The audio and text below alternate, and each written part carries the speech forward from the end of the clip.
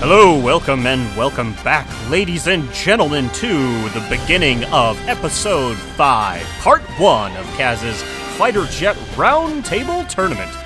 Today we have some returning terrors and some fun new faces to show you. Either way, enough of my blabbering. Let's go ahead and zoom on into the roundtable and the watchtower and see what kinds of new aircraft we have for everybody today.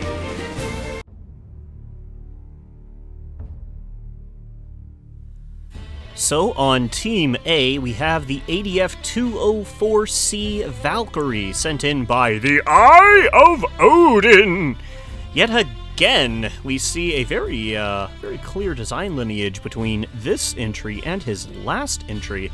Although I also did happen to notice the wheels are in a much better position this time around, so hopefully it won't go, skidding face first across the ground into Explodeville. Nobody likes Explodeville. So let's take a look at what we've got here. This is another very tiny, very stealthy, sneaky little plane. I don't know how stable it's going to be. But one thing is for sure, it's going to have a lot of kick with that Product 30 engine back there. Only light enough for those small, that minimum payload of 6 missiles for this aircraft, and, just like its predecessor, 2 BK-27 Mausers. So, good times are to be had there. Plenty of air intakes for this engine as well, so it shouldn't have to worry about flaming out. It's altogether a fairly standard aircraft. It's still got ECM jammers, and yes, it's got an IEWS hiding right up here. So altogether, with the small size, the ECM jammers, and everything else, this thing is going to be very, very, very stealthy. Either way, let's take a look at what we've got on Team B. So here we are on Team B. We have the Vulcan 5 and the Vulcan 5 EML, sent in by a well-dressed male papaya. Yes, that is their entire name on the Discord, and this is the first time they've submitted something, which is very cool, honestly. I actually like this design. It's very small, it's very compact, and it looks very similar to the F-104 Starfighter, which is a classic U.S. military aircraft, and I do like that. I like the inspiration. Very, very cool. Anyway, compared to its friend back there, those are using those Product 30 engines. These are using one of the competitors to those engines, the Saturn engines, which we have seen many times before at this point. It also has a bit of a different missile loadout, much heavier on the AIM-120s, the radar-seeking missiles. Might not be super helpful against those very sneaky, stealthy fighters, but you never know. Sometimes you don't need them to stay locked for too long for them to do their job at causing a distraction. And another thing to notice about this design, it has these small hardpoints rather than just making use of the adjustable missile rails, which is an interesting choice, and one that looks very nice. Can't say I understand why the craft is bouncing. I'm just gonna say that's up to KSP, and KSP being KSP. So, enough about that one. Let's go look at the Vulcan 5 EML. Now, this one has a smaller missile loadout, relying only on radar-guided munitions here. And in doing so, it has basically cut down on its missile count in order to have this, the Electromagnetic Launcher, or EML. Very powerful weapon choice, one we haven't seen very often either. These things are very vicious. In fact, if you can get a hit with the EML, you're probably going to just kill the enemy. They're very, very powerful weapons.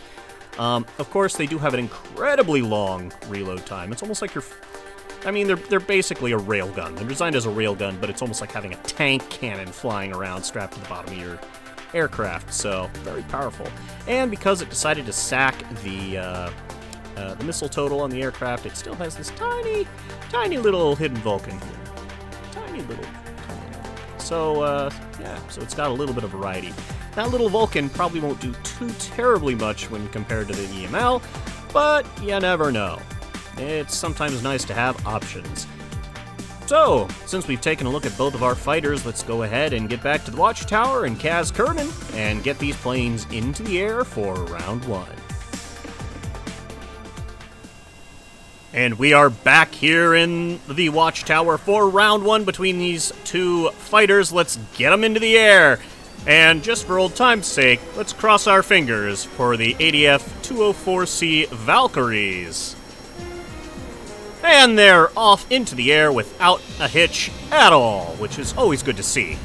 Means people are learning from their past mistakes, which is always a good thing to see. It's kind of nice about having the smaller amount of competitors this time around compared to your standard fighter tournaments.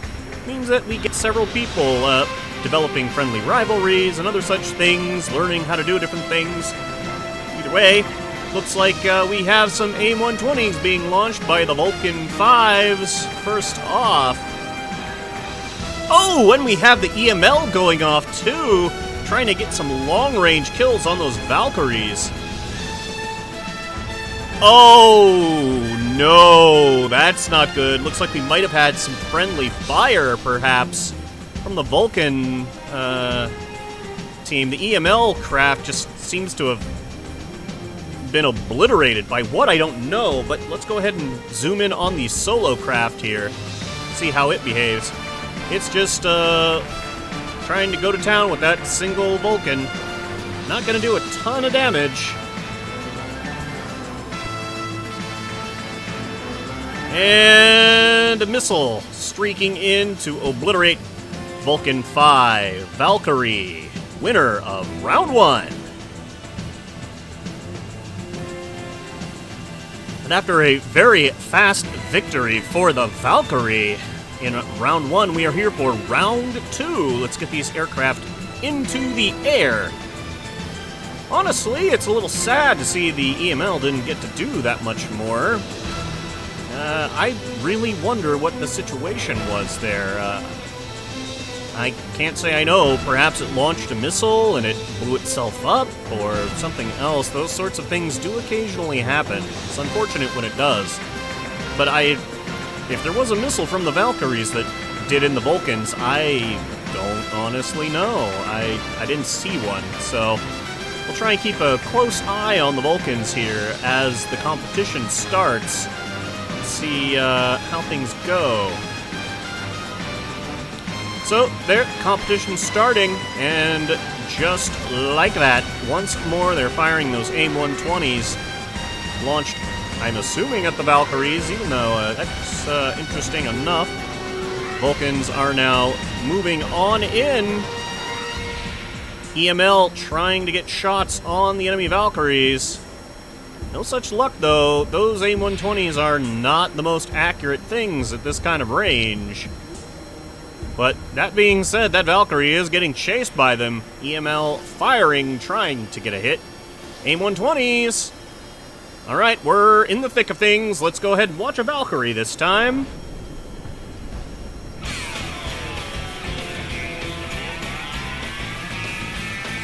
Those Valkyries are now coming up behind. We have the Vulcans spinning out. Both aircraft spinning out a little bit. Seems to be something somewhat common to these particular types of aircraft. They're not the most stable, usually due to just how big or small they are. And however, we have a good track on that. Oh, that was very close. Ooh, and this poor Vulcan just gets sprayed down by those 30mm. Again, those very powerful 30mm guns, showing why they're so popular. Definitely don't have as interesting a sound as the Gao does, but still very, very powerful, very, very cool. Another AIM-9 being fired. looked like it was tracking fairly well. That is the EML Vulcan that this Valkyrie is currently on. That's basically the artillery over there, the sniper. Let's see what the other Valkyrie is doing. It looks like this Valkyrie is chasing a Vulcan, which is deciding to do some ballet in mid-air.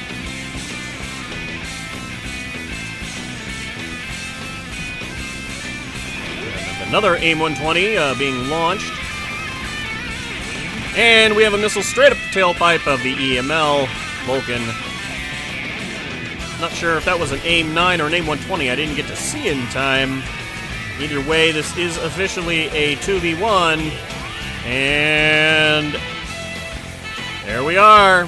Valkyrie has won round 2, which means it gets to go on to the round of 4. Congratulations, Eye of Odin.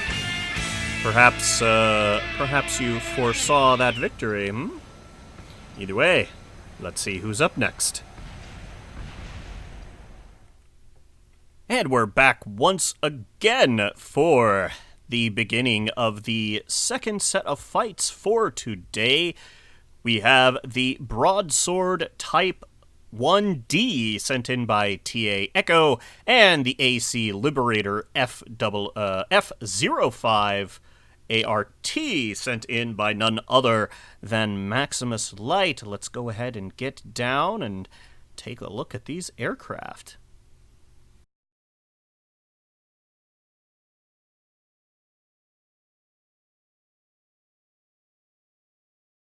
So here we are over on Team A's side, and let's take a look at this thing. It is very large, and in charge, hopefully. It is an incredibly enormous aircraft. This might be the single largest fighter I think I've ever seen on the field for any fighter jet showdown type thing, really?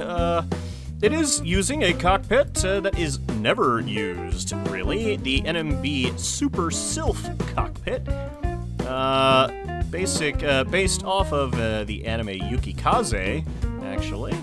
Little fun factoid for those of you there, and is in fact the origin of the Sylph canards that everyone likes to use in the NMB pack.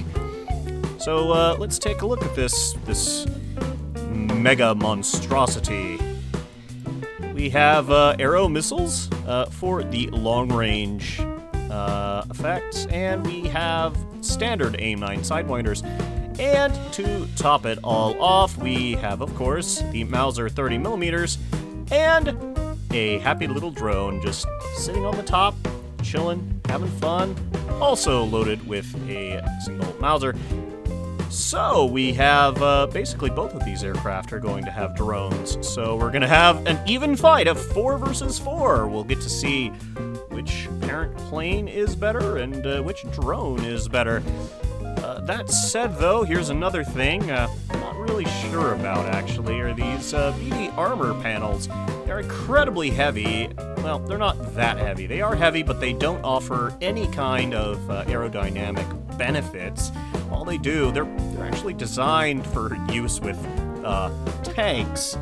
So this thing is basically flying around with some tank armor, though admittedly with how large it is, I can see why they made that choice. Now, there are some aerodynamic parts that can get close to that level of armor. And, I mean, let's face it, you don't have to take out the fuselage for this thing to basically spiral into the ground. A good couple hits to those wings, or even this section back here, and everything else is going to fall apart. That said, that's another reason these aren't really used much. They're difficult to build with and have things look effective. That's why they're for more boxy tank-like designs. So this thing is powered by 3 Product 30 engines, and our little drone friend is powered by a Tiger afterburning turbofan, and looks like it launches with some Sepatrons just snapped on there to get it moving. Should be interesting to see how something this large competes. Either way, let's go over to the B team and see what they've got in store. So over here on Team B is the AC Liberator. Once again, sent in by Maximus Light. This aircraft, again, really doesn't need much in the way of an introduction. It is both famous and infamous in that this design was what shredded through episode 4, or season 4, rather, of Tape's Fighter Jet Showdown back in the day. But this one is new and improved, sleeker and more deadly than ever, and upgraded for use here in the Fighter Jet Roundtable Tournament. Also sporting Stevie. Looks like Stevie's making a bit of a return from the Sheedens. Should be interesting to see if Stevie can serve their new friends, their new big friends, well. We are also having this aircraft loaded out with PLE-10 missiles. Not sure if those are heat-seeking or radar-guided. I should know that by now, but it's slipping my mind at the moment. And once again, the Stevie drones. Well, I'm going to call this one Stevie and the other one Amy, because, they're actually the AIM drones. Haha. Either way, they have Mausers, and they are split between both aircraft, so that will be interesting. The Sheeden has a reputation for being very deadly, very sleek, and showing no mercy to its opponents with its characteristic triple set of control surfaces back here. Also made famous for its drifting capabilities. It can actually basically fly in a circle with yaw alone, which is kind of interesting. Not sure if this model can do it, but I wouldn't put it past Max. So, that basically introduces both of these fighters and their drones. Let's see who's going to take it to who. So here we are for round 1 between these two fighters. We've got the Broadsword and the Liberator ready to face off. Let's get them into the air and see how they do. Plane versus plane, drone versus drone. Who will come out on top? We'll have to wait and see. Perhaps unsurprisingly, the Liberators are the first into the air, probably due to the fact that they could probably fit about 2.5 Liberators worth of weight into those broadswords.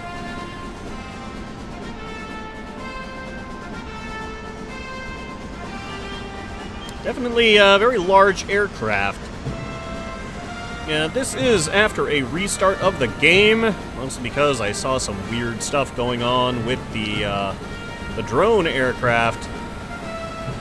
And there we go, we've got the aim assist probes being launched, and apparently the lizard probes also being launched. Arrows high into the sky there. Arrow missiles and AIM 120s. Looks like we had a collision of some kind on this lizard. I think it was it was actually one of the AIM 9s.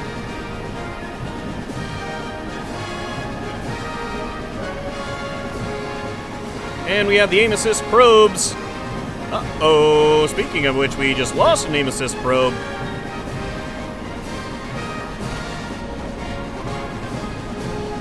Aim assist probe now on the tail of one of the broadswords. That single...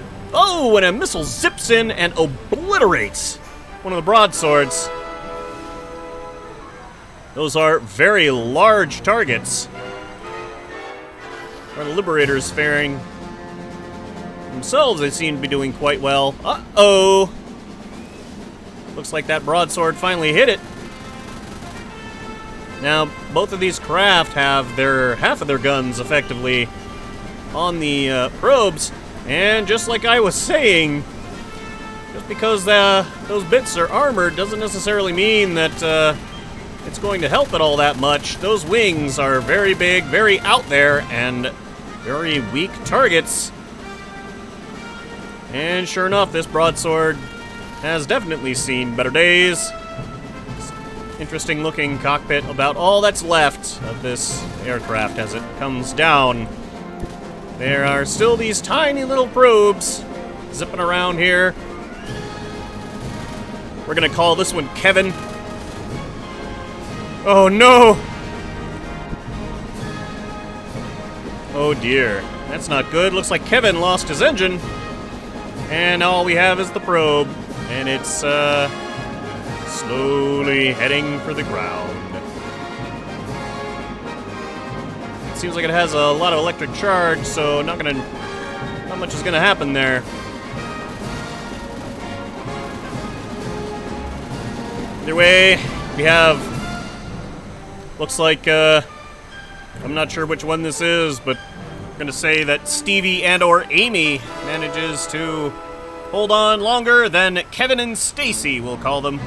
So that drone is now on the ground. That is a round 1 victory to the Liberator. Good job, Stevie and or Amy. And we're back for round 2 between these fighters. Let's get them into the air. So the Liberators managed to win round 1. The very large broadswords getting cut down by the guns of the Liberator and their Stevie and Amy probes. Meanwhile, the Kevin and Stacy probes on the broadsword didn't seem to do quite as well. I sure am glad my system is pretty good.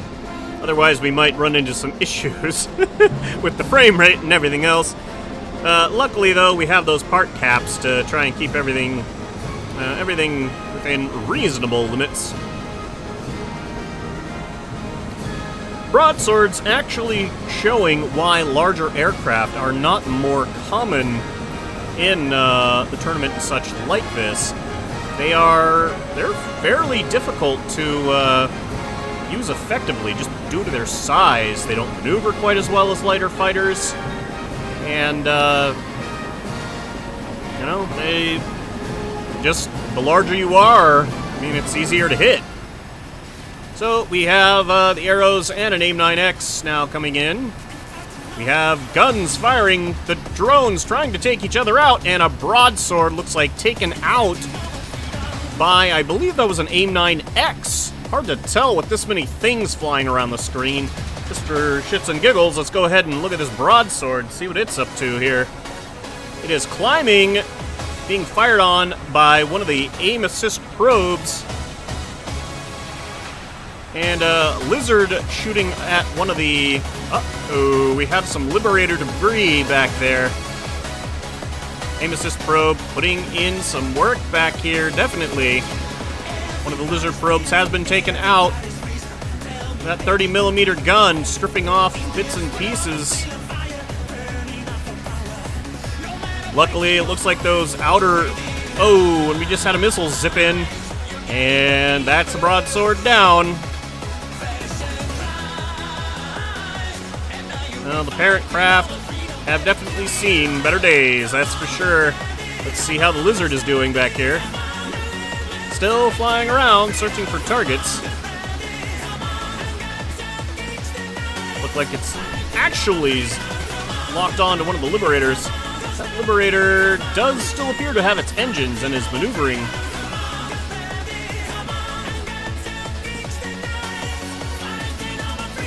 Normally, I think I would call it when the parent aircraft are taken out, but technically speaking, this broadsword is, well, it's still alive, I guess. The cockpit is, at least. It's not really any threat. However, this is technically a weapon, and it still can potentially get kills. That Liberator following in, trying its best. Let's check the, yes, it definitely got to the mid-altitude.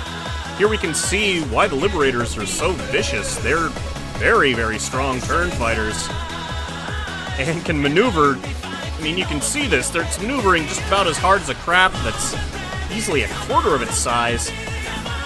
Now, the Lizard is basically engineless, and not sure if that's a probe core there. Nope. I don't see a probe core on it. It might be hidden. Otherwise, it's really hard to say for sure. However, this just looks like debris.